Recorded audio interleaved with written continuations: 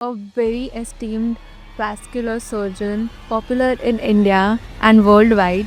What are the technological advancements that are there right now in the vascular surgery and और क्या होंगे? Needle hole से जो यहाँ पर या इवन ग्रॉइन से नीडल पंक्चर से आर्टरी के अंदर कहीं भी जाके अलग अलग प्रोसीजर्स कर सकते हैं। एंजियोप्लास्टी के बारे में हमने सुना है, बहुत कॉमन है, बहुत it is widely practised and done.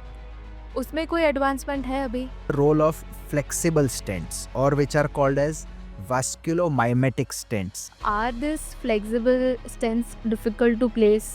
There are new crossing devices जो आप गाइडेंस के साथ उनको लिटरली होल ड्रिल कर सकते हैं। ये सब भी सेम नीडल होल से ही ये हो सकता है। तो ये बॉडी में छोटी सी आर्टरी में हो सकता है? Yes yes. You mean you are drilling holes into the artery जो खुद एक छोटे से होल जितनी है? Correct.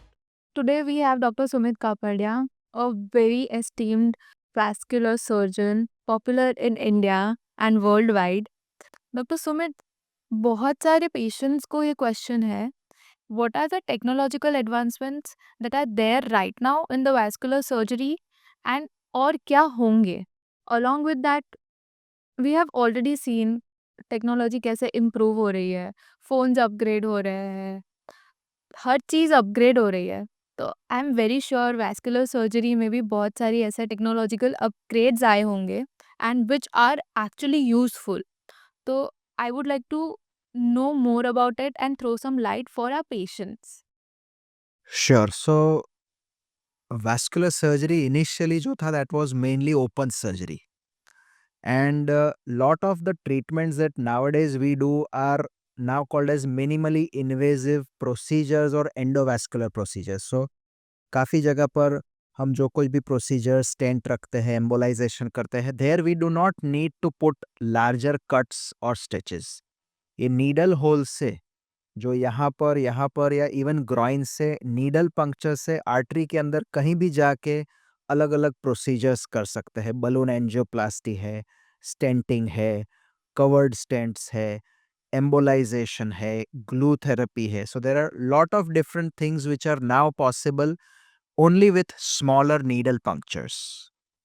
That's a huge advancement. You mean that ये जो नीडल पंक्चर्स होते हैं वो पेनफुल नहीं होते हैं, कम पेनफुल होते हैं? Yes, so because major surgery के comparison में the overall pain is much less, the recovery is much faster, and that is why the number of people getting this treatment done also is now increasing.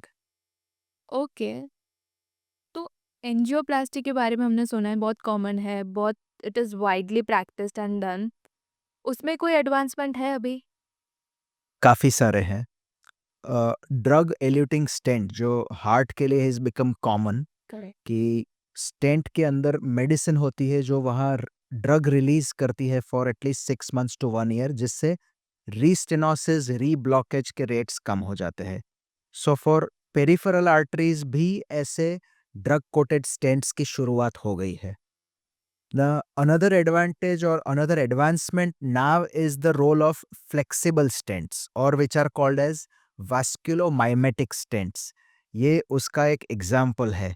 सो ये अपने blood vessels की तरह flexible होता है। We have a separate short video on this also, but ये मैं लेके आया सबको दिखाने के लिए कि normally stent is a metal mesh and काफ़ी सारी जगह जहाँ आप अगर बेंड करते हैं तो वो स्टेंट ब्रेक होने का चांस होता है, but there are these kind of flexible stents जो कहीं भी किसी भी तरह आप पैर को मोड़ो कुछ भी करो तो they will remain open.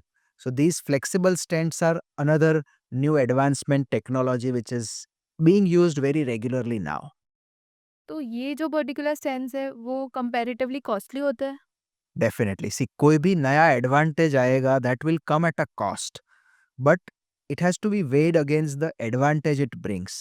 So काफ़ी लोकेशंस है especially near joints जहाँ हम प्रीवियसली जो स्टेंट यूज करते थे वो ब्लॉक हो जाए या फ्रैक्चर हो जाए और वापस स्टेंट करना पड़े, उसके कंपैरिजन में these are more durable and hence cost जो है वो वसूल हो जाती है। Sounds interesting, but are this flexible stents difficult to place? Not really.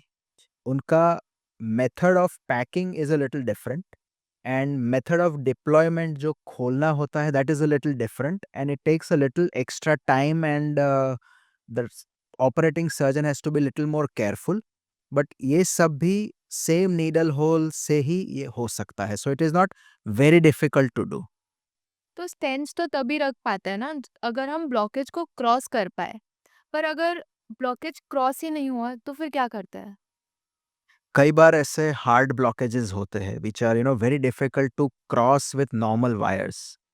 Heart में ये लेस ऑफन देखा जाता है, बट पैर की आर्टरीज में क्योंकि आर्टरीज बड़ी है, so the amount of plaque and calcium is much higher in the peripheral arteries, and blockages भी काफी लंबे होते हैं, so we do encounter problems in crossing blockages।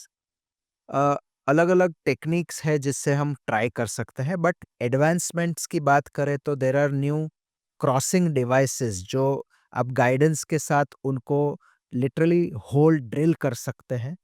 There are newer version of atherectomy devices जो क्या करते हैं कि स्मॉल फाइन ब्लेड्स होती है, जो वहाँ पर ब्लेड घूमती हुई वहाँ पर वो प्लाक में से जगह बनाएगी, and after that has been crossed वहाँ पर बलून करके जगह और ब्रॉड करके फिर स्टेंट्स रखे जा सकते हैं। So there are these crossing devices, atherectomy devices जो अच्छी तरह यूज हो सकती है to cross such hard blockages. Wow! तो ये बॉडी में छोटी-सी आर्टरी में हो सकता है। Yes yes, you mean you are drilling holes into the artery जो खुद एक छोटे से होल जितनी है। Correct. Amazing! You mentioned calcium for the blockages. तो जिस आर्टरी में कैल्शियम जम गया है, जो बहुत हार्ड होता है आई एम वेरी श्योर, वो भी इस टेक्निक से निकल सकता है? अथेरेक्टोमी जो है वो आर्टरी के अंदर जाके ब्लॉकेज को ब्लॉकेज में जगह बनाएगा, बिकॉज कैल्शियम आर्टरी के वॉल में है, so these devices can not remove calcium. And कई बार हमने देखा है कि बिकॉज कैल्शियम इतना हार्ड है कि वहाँ स्टेंट रखने के बाद भी पूरी तरह एक्सपांड नहीं होता। So that is where a new advancement has come which is called as intravascular lithotripsy. जैसे आपने पहले सुना होगा कि किडनी स्टोन्स को वो शॉक वेव दे के तोड़ते थे, a similar treatment now is available जो shock wave is given through smaller balloons, और आर्टरी के अंदर वो बलून रख के उसमें शॉक वेव डिलीवर करते हैं जिससे वो कैल्शियम को वो फ्रेगमेंट कर सकता है, and because of that balloon angioplasty and stent में आर्टरी अच्छी तरह खुल जाएगी। So shock wave lithotripsy is now being used in blood vessels also. Okay.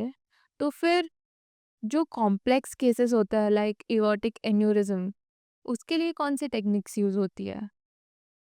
Aneurysm का मीनिंग है बलूनिंग ऑफ आर्टरी। जैसे एक तरफ हम ब्लॉकेजेस को ट्रीट करते हैं, similarly the other extreme is जब आर्टरी वीक होके बलून की तरह फूल जाती है और उसमें major risk is of rupture, और ये आर्टरी रप्चर हुई तो I think then life ends. Hmm. So aortic aneurysm हम देख रहे हैं that the incidence is now increasing in India also, and कई सालों तक ओपन सर्जरी जो बहुत हाई रिस्क या बहुत सुपरा मेजर सर्जरी गिनी जाती थी was the only treatment, but last 15-20 सालों में that treatment also has become endovascular. So now we do what is called as EVAR. It is endovascular aortic aneurysm repair. और ये भले ही पेट में या इवन थोरैक्स में, चेस्ट में एन्यूरिज्म है, but they can be treated without opening the chest and abdomen. So उसमें हम फेमोरल आर्टरी को पैर में से ओपन करते हैं और वहां से अंदर स्पेशल कवर्ड स्टेंट्स रखते हैं which have a cover in it. So stent तो है मैश की तरह, बट साथ में कवर है, एंड वो कवर वो आर्टरी की एन्यूरिज्म को सील कर देता है। सो ब्लड आर्टरी में फ्लो होगा बट एन्यूरिज्म में नहीं होगा, and that prevents rupture of aneurysm. So EVAR is now the standard of treatment for aortic aneurysms। यही प्रोसीजर अगर चेस्ट के एन्यूरिज्म्स में करते हैं, there it is called as TVAR which is thoracic aneurysm repair. So उसको TVAR कहते हैं। So this are advancements जो बहुत फ्रीक्वेंटली अब इंडिया में होने लगे हैं। इंडिया में इसका क्या कॉस्ट है and is it used commonly in India? There would be at least 10 to 15 good vascular centres in India जहाँ ये प्रोसीजर्स रेगुलरली होते हैं। एंड कॉस्ट वाइज अगर मैं कहूँ तो द प्राइस में range from 5 lakh to 15 lakh depending on aneurysm कैसा बड़ा है, कितने स्टेंट यूज होते हैं। I agree it is expensive, but it has made management of aortic aneurysms very easy. And I'm proud to say that for Gujarat, Adikira Hospital, जहाँ मैं काम करता हूँ, is one of the leading centers in Gujarat जहाँ ये aortic aneurysm repairs हम बहुत frequently करते हैं. And we've gone a step ahead also जिसमें हम इसमें भी और complexities आती है जिसके लिए हम fenestrated EVAR या fenestrated TVAR प्रोसीजर करते हैं। मतलब फेनिस्ट्रेशन का लिटरल मीनिंग है होल। हम्म जो एन्यूरिज्म्स में सपोज पेट का एन्यूरिज्म है और वहां पर किडनी की आर्टरीज और इंटेस्टाइन की आर्टरीज वो बहुत ही नजदीक है या एन्यूरिज्म में से ही अराइज हो रही है, तो अगर हम उनको कवर कर देंगे तो किडनी में ब्लड फ्लो, इंटेस्टाइन में ब्लड फ्लो बंद हो जाएगा। सो वहाँ blood flow to critical organs मिलता रहे, उसके लिए एक प्रोसीजर होता है जिसको हम फेनिस्ट्रेटेड ईवार कहते हैं। तो कवर्ड स्टेंट के अंदर हम पहले स्पेशल होल बनाते हैं एग्जैक्टली एट द लोकेशन जहाँ किडनी की आर्टरीज अराइज होती है या इंटेस्टाइन की आर्टरीज अराइज होती है।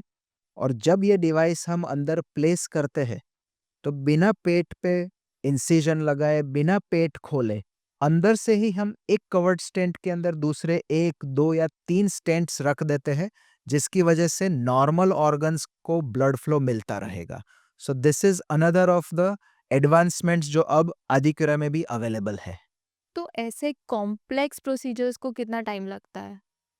कई बार टाइम का अंदाजा ही हमें नहीं होता। Hmm when we start we feel कि 2 to 3 आवर्स में ये पूरा प्रोसीजर खत्म हो जाएगा, बट बॉडी इतना कॉम्प्लेक्स है that doing such complicated and complex procedures may take 4 to 5 और समटाइम्स इवन 7-8 आवर्स आल्सो।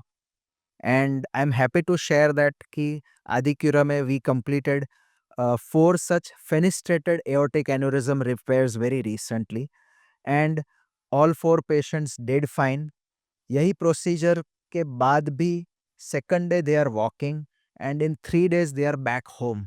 यही चीज जब पूरी सर्जरी होके होती थी तो ऑलमोस्ट 1 से 2 महीना रिकवरी का रहता था and there were a lot of risks and complications of the procedure. So the safety of treating aortic aneurysms and dissections बहुत ही अब रिलेटिवली मैं कह सकता हूँ has become simpler. That's a very huge achievement for our city that Adikara Hospital is doing these surgeries successfully. And I'm amazed to know that we have such talented doctors in our city itself. We don't have to go anywhere else. काफ़ी अलग cities से बड़ौदा भी आते हैं to get vascular treatment done because our team is large. So we are 5 vascular surgeons and India के लिए there are training centres recognised for vascular surgery. So Adicura अब it is now recognized as a DNB super specialty training institute for vascular surgery also. So that is one of the advancements not in technology but in availability of dealing with these problems right here in our city in Vadodara. That's a very huge thing. So, congratulations, Dr. Sumit Kapadia, and your team at Adikara Hospital for bringing in such modern methods and making it available for us and people around us. Thank you so much.